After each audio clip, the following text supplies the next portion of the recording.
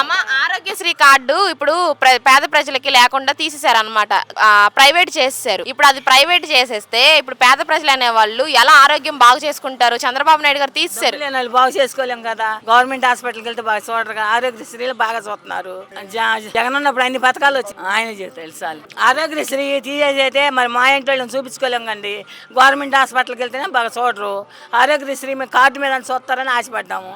అది తీసైతే మాకు జరగదు కదా. లేనోళ్ళం కదా, డబ్బులు లేనోళ్ళం కదా, పేదోళ్ళం కదా. మరి మేము అట్లా ఎక్కడికి వెళ్ళము, గవర్నమెంట్ హాస్పిటల్కి వెళ్ళాల్సి వచ్చింది. ఫ్రీ బస్సులు వస్తున్నాయా? మాకు ఏది తెలియదు. ఒక గ్యాస్ బండ్ తప్ప చంద్రబాబుది ఏది రాలేదు.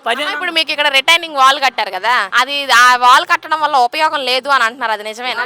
ఉపయోగం, చాలా ఉపయోగం, చాలా ఉపయోగం ఉంది. మునిగిపోయేది, తేలిపోయేది.